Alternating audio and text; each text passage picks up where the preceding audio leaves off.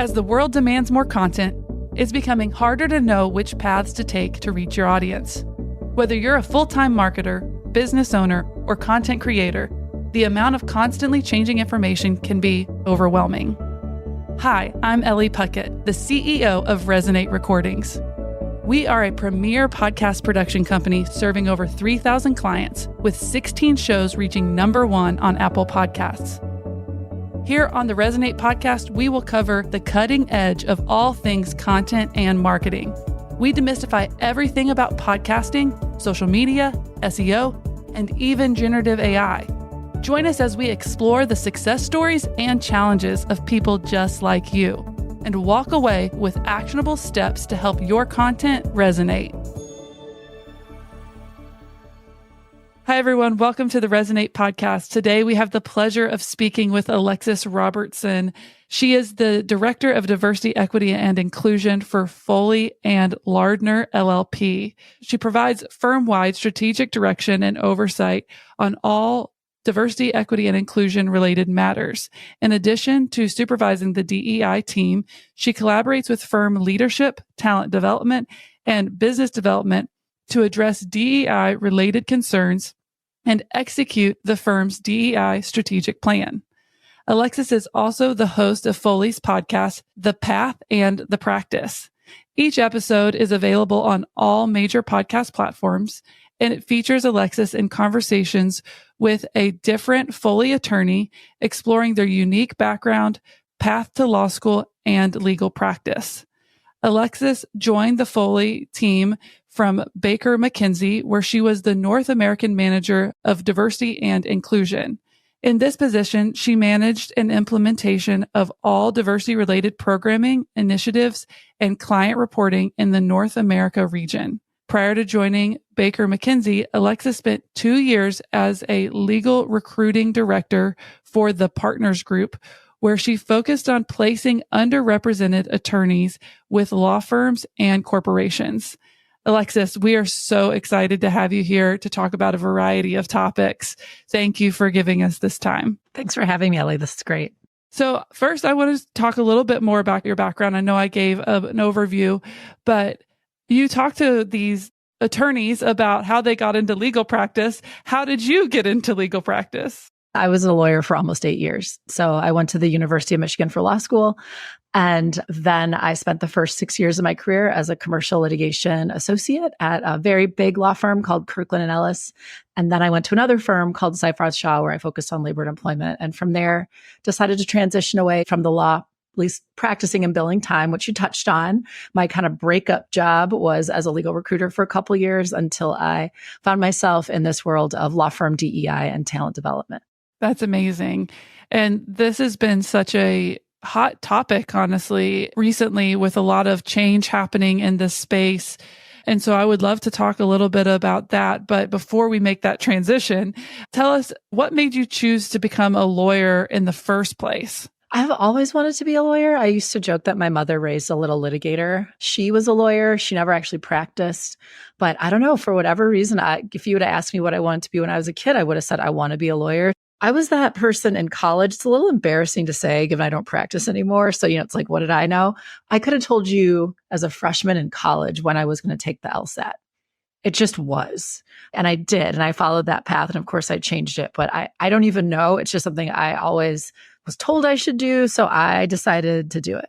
I get that. I think what's interesting about determined people who have this vision and they stay that course is we all find the moment, right? Whereas I always wanted to be a business owner. I didn't immediately start being one, and it took me a second to still find that footing. It was still unsteady at times. And I heard that kind of theme in your show, talking to law students about that we're all still figuring it out along the path. So what was that moment for you when you decided to take that? You spent your whole life trying to practice law and you decided to make that transition. Oh, it was probably somewhere in that second job where I got my wish, which I thought was becoming a dedicated labor and employment attorney. I'd done some L&E when I was at my other firm. And it turned out balloons didn't fall from the sky. The clouds didn't part. Music didn't start. And I actually had that realization that, at least for me personally, legal practice wasn't as fulfilling as I thought You can hear me say that hesitantly because I think it can really be for a lot of people. And so then, long story short, as most lawyers, law firm lawyers tend to think, oh, I'll go in-house, I'll be a lawyer for a company, started down that path. And then I happened to hear about this job of being a legal recruiter, which was terrifying, but just interesting enough because it aligned with parts of my personality. I wasn't talking to people about their jobs. I almost helped my firm hire one of their senior business professionals because I was like, oh, she'd be great. So it leaned into a different skill set. But I don't think I have one pivotal moment because I've told this story before, although one was working with a career coach from my first firm. He looked at me and said, you're not happy. What are you doing? So he made that more conscious than I was willing to admit at the time. It is those different people that come into our lives and can tell us what we know down in our gut can be extremely helpful. And everybody else might know but you. And you also hear the lines, like the universe starts conspiring to support you. So that universe spoke directly at me and said, what are you doing?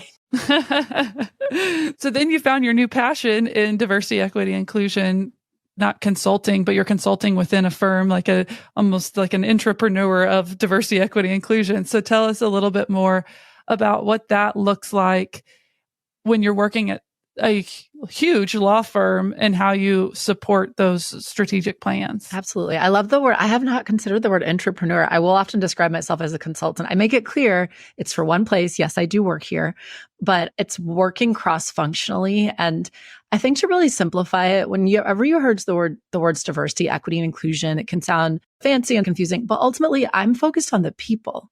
So I'm customer service for especially the lawyers at our firm. What can I do to make their experience here feel better, more supported? So that means working, of course, within talent, which is where I sit. And that gets me a good amount of the people functions. But also we have a lot of clients who want to know what our efforts are. And that's where the whole working with business development and marketing, as well as collaborating with leadership within the firm. So my job is very random. One day I'm talking with recruiting. How could we be more thoughtful about associate recruiting law students together? The next day, it's professional development about how we are structuring a certain training program or what we could do to improve work allocation tools. And the next day, it might be meeting with senior leaders at the firm to talk about client engagement and attorney performance. I'm all over the place, but the overarching focus is really improving our people systems so that, I'll joke, it'd probably be a while, but I could pack my things and go.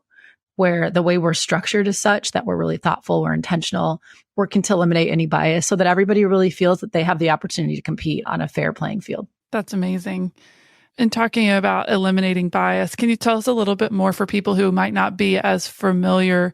I have personally gotten to take some of training from a group called the Elephant in the Room here in Louisville, but it's talking a lot about that unconscious bias. Can you expand a little bit on how you even work on that within a major firm? There's two ways. So one is what I would call changing hearts and minds. That's the training that we're going to educate, we're going to train you. And we hope that in some way that makes you more thoughtful, more intentional, and ultimately results in behavior modification.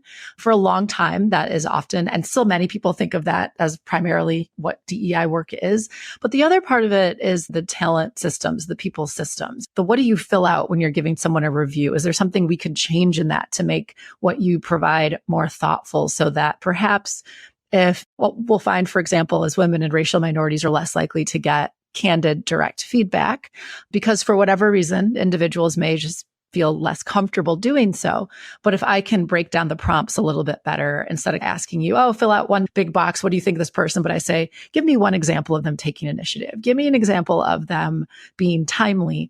You're less likely to lean into what might be your personal preferences or biases that you don't even realize. So there's multiple ways, but in terms of what you were talking about specifically when it comes to training and education around implicit and unconscious bias, a big part of that is making people aware that the lens you have from your unique experiences might make it harder for you to connect with some people and or might make you more comfortable around certain folks.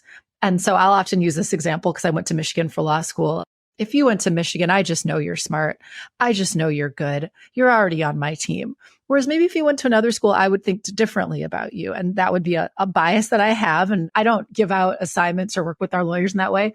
But if I did, I would want to work to minimize that so that I'm not treating people from Harvard or University of Chicago differently. Yeah, I think I've seen that play out locally here in the town and the community of preferences of different schools or even high schools, which is wild because the person I was in high school is not who I am today in my mid-30s with children. But that those kind of preferences or unconscious biases or bonds, which sometimes aren't inherently bad, but can end up giving you a preference for someone or against someone. And you might not even realize it. And these are mental shortcuts. We do it all the time in life and it's totally fine. Like I'll use the example, I just don't like small dogs. I'm not going to change that. It's not impacting anyone's career trajectory. But the things that can impact how others get to develop in their career, that's what we want to focus on. Because I'm never like hiring pets of any kind. But if I was, I'd want to be equally open to small dogs and big dogs. I'm using these kind of easy examples that don't make people as uncomfortable, but we see how this plays out when it comes to women, racial minorities, persons with disabilities, veterans, people above a certain age, so on and so on. Essentially, we often have who we think of as our prototypical, name it, whatever that is, student, law student. And when you're faced with someone who's a little different than that, it may change your ability to assess or to manage them. And we want to become aware of that and improve on that. Mm-hmm. Yeah. And like you said, most people, we like to believe this is holistically unconscious, and it's the patterns that we've been taught. It's the pathways in our brains that have been built, and people don't mean to do it. And I feel like I've worked with a lot of people throughout my career who have had the world's best intention. It's the impact, right? But the impact can be different. Your intention might be one thing, and that can really vary from the impact. And the other thing is a lot of when you get in these big organizations, and I have to be clear, I'm always speaking on my individual capacity, like not on behalf of Foley Lardner LLP, but big corporations, big law firms, the way we grew wasn't necessarily, and especially in large law firms, it wasn't with everyone in mind.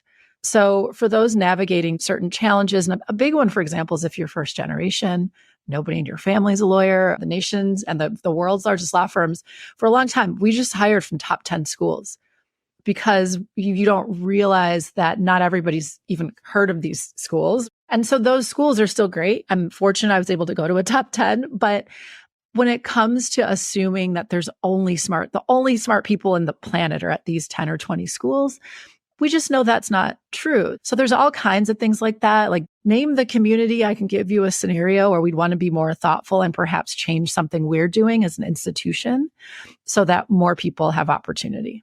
It has been true in even the entrepreneurial world. So much of success isn't really merit-based. Like we like to talk about meritocracy, but it's not in reality. It is connection-based. We're not all starting at the same place in the race. Some people are about 100 meters back. Some got an extra 50 yards because of luck, connections, inherited money, whatever it may be. Yes, exactly.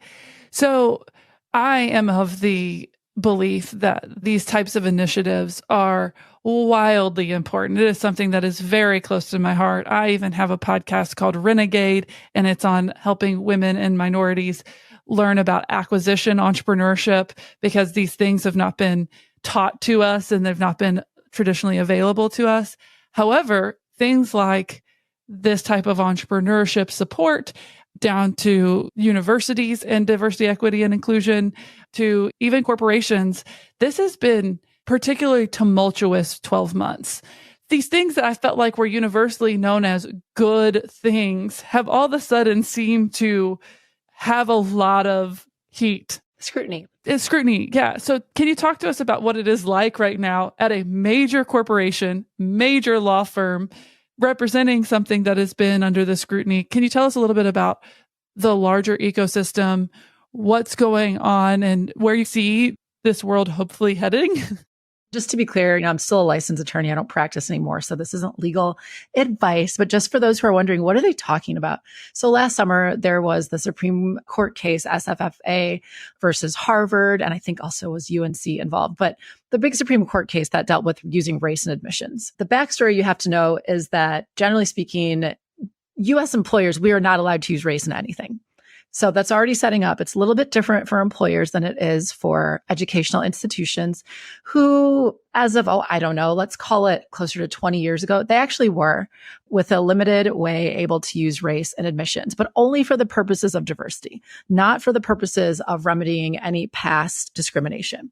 Any attorney who listens to this is going to be like, Alexis, that's super simplistic. Thanks. That's not even quite right. But it's really important in understanding the moment we're in to understand that colleges and universities were allowed to use race in a way that corporations, employers were not. And that case last summer changed it. And also changed it by saying, we don't like how you're doing this. They didn't actually repeal anything. Technically, that diversity caveat still exists, but they said, no, the way you're doing this, it's not that thoughtful. And by the way, I'm really going with what it says in the case, not like the political climate, not anybody saying, oh, these people want to get rid of it. No, but the case really made it harder to use in colleges and universities. And then so what's happened in the corporate world is there's more scrutiny also around anything that uses race, which can include your diversity, equity, and inclusion programs. And we're seeing, using that past precedent, more legal challenges. So if you have something that is just for women, there could be a man in your company who says, hey, I think that's discriminatory. The thing to know is he could have done that before. But in this current climate, that sort of litigation has been emboldened. And there's also a lot more of a kind of, not to get too political, but conservative narrative that DEI is nothing more than reverse discrimination. So getting to your question, Ellie, what's it like to be a diversity practitioner? It really depends on your organization. I still feel very supported. We're very clear as to what these efforts are, which is nothing about giving unearned preference to those who haven't earned it or giving handouts to women and racial minorities. But really, it's us working to be a great place to work for everyone. My contention is that in some way, DEI efforts will touch your life, whether it's because at some point we all hope to become of a certain age, we might deal with a transient disability, let alone if we're women, racial minority, LGBTQ, and so on. So what do I think is going to happen? I think people have to get a lot more clear about what this work is and why it's important. There's been a lot of euphemisms used within this space that I think are easily co-opted to say, see, I told you this was nothing but unearned preference. And we really need to be clear as to the what and to the why and how it works with our organizational mission and purpose. I want to make it a real meritocracy where your headwinds and your tailwinds don't determine outcomes. I shouldn't be able to look at your profile and tell you how long you're going to work at a law firm. That should be completely individual based on what you bring. And unfortunately, if you're a woman, if you're a racial minority, LGBTQ, and so on, I could tell you there's a chance that you won't work in this industry as long as, say, a white male in the majority. And we don't want that. So at the end of the day, a lot of this to me is about creating fairness. I think you're going to see some companies back away out of fear of litigation. But I'll tell you, if you had to change something drastically the day after that Supreme Court case, you probably should have changed it. It's about so much more than people who are Black or women or whatever. There's age-related discrimination. There is disabilities, and DEI encompasses working for all of those things. And it's an outcome. So what we're trying to achieve is diversity, equity, and inclusion. And people often forget that. I won't go into the definitions of each word, but ultimately it's an outcome we are seeking to reach, which is for the betterment of all. Without, there should be no leaving anyone behind. It's inclusion. It's for everyone. At Resonate, we help experts like yourself make their message known, get their visions heard. We work towards people's big missions, whether that be diversity, equity, inclusion, or some specific foundation that has a mission to help the homeless, or whether that be some researcher that wants to make sure that their research doesn't live on the shelf, but that the general population knows about it. Our mission is to make your mission known. And so I think it's really interesting that within a corporation, within a legal firm, this podcast was created. And so I want to take some time to talk about the path and the practice and how that came to be. All right. So let me take you back to another, because there hasn't been a calm time in quite a while. Let's go back to 2020, where we're all just dealing with a little global pandemic, also heading straight into the renewed focus on racial justice, especially in the United States. And myself, Alexis, I'd been at Foley at that point for a handful of months. I joined just before the pandemic, maybe 3 months before. New DEI director. I don't know folks in this organization and everything is changing. So I decided to call about 100 of our associates and senior counsel, focusing actually on women and racial minorities. Like I said, I'm here for everyone, but in that way to make it out of our 1,100 lawyers, a list I could actually wrap my arms around was that group, especially the more junior side. And they had great stories. I just wanted to be like, hey, my name's Alexis. How's your life? Like, how can we support you? And this is maybe the former recruiter in me. Somehow in the 30 minutes, like I'd elicit interesting conversations. Don't know why. Like I have no idea, but that's where we went. And I was talking to my boss. I report to our now chief talent officer. She was chief legal talent officer then. And I was kind of joking. And also I'm an avid podcast listener. I will say TikTok is like push some of that out. Some of my podcast listening time, but then lots of podcasts. And I said, Jen, wouldn't it be funny if I launched a podcast? Because people have amazing stories. I'd love to share them. And I was kind of joking. And she was like, oh, no, you should. And I was like, wait, what? She's like, no, you should like do that, like work on that.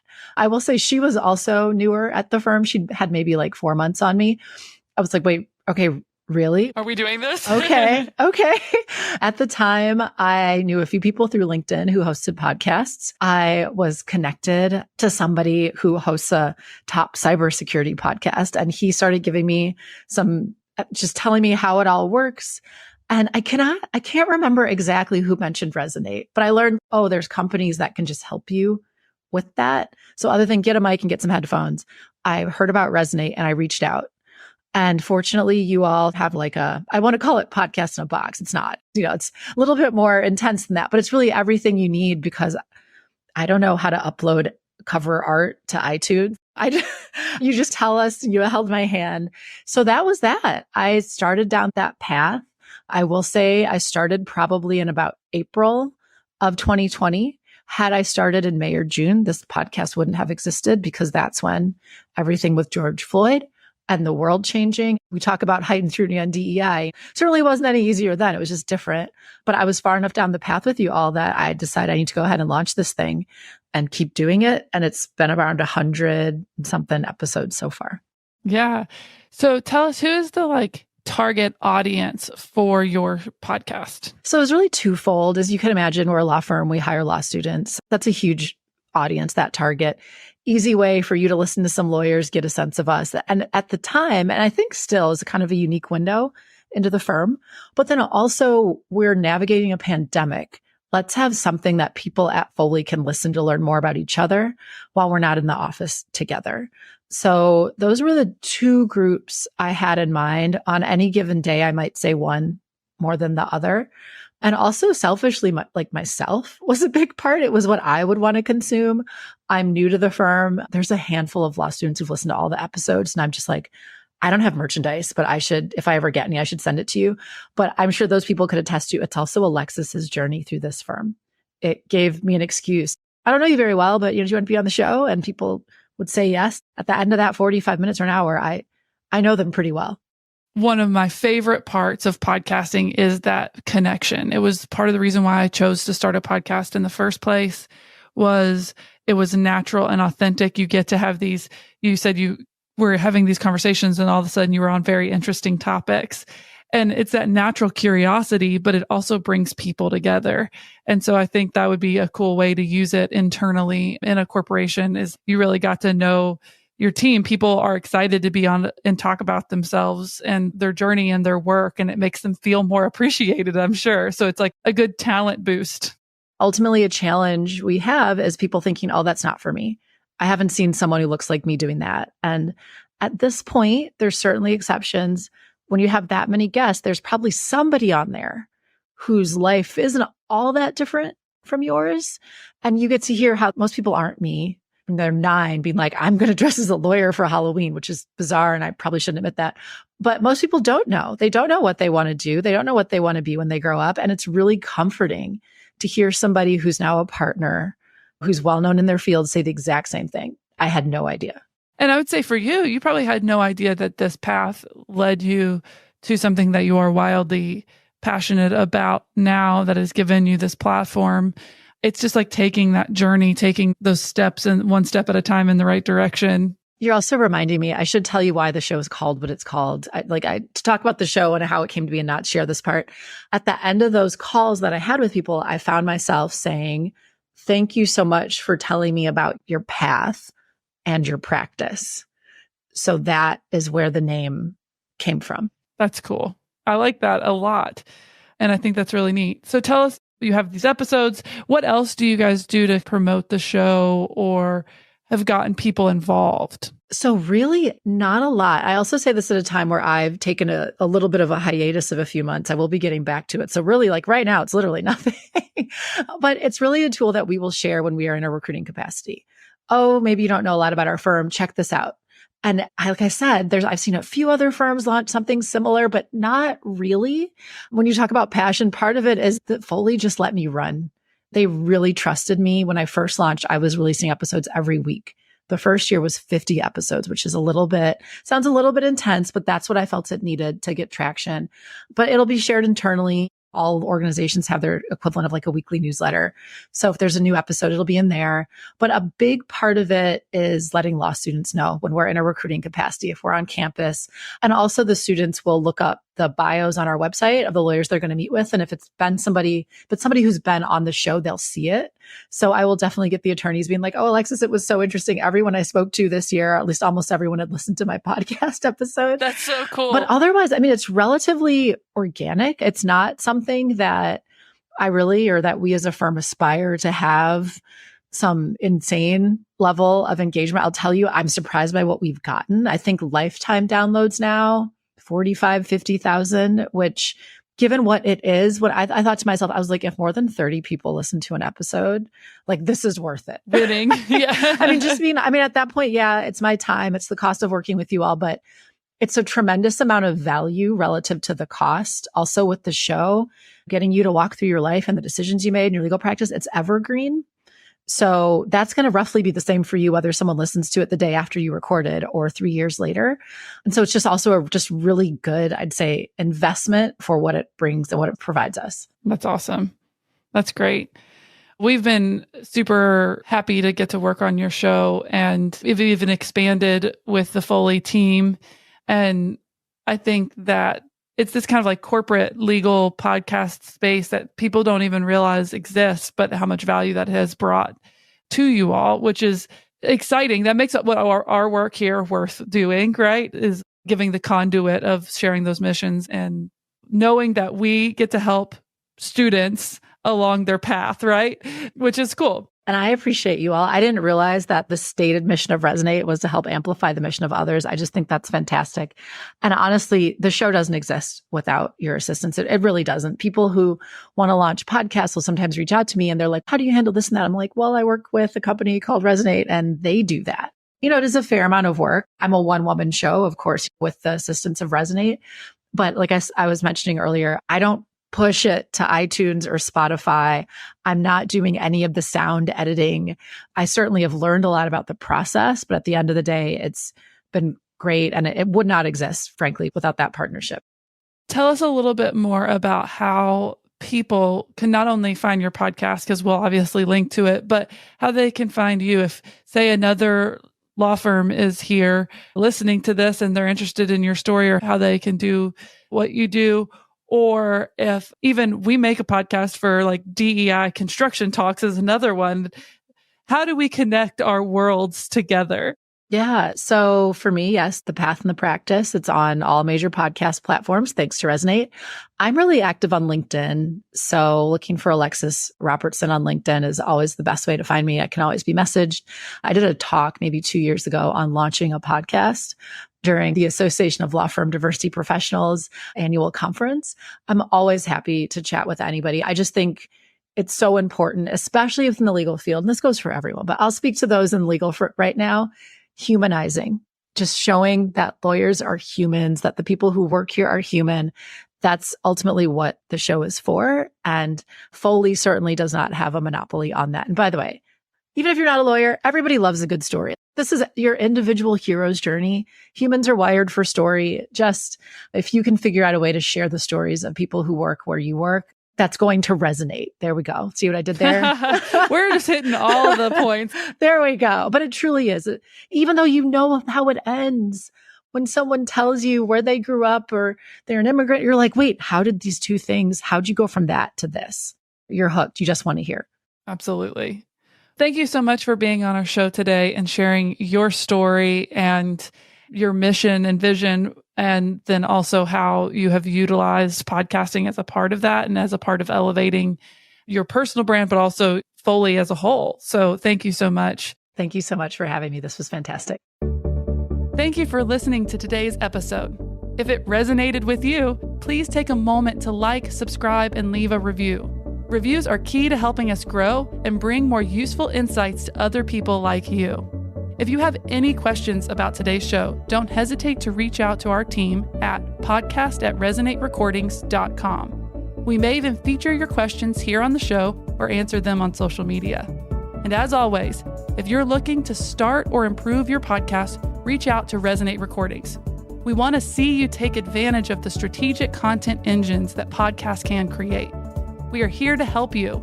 Just book a call directly on our website at resonaterecordings.com.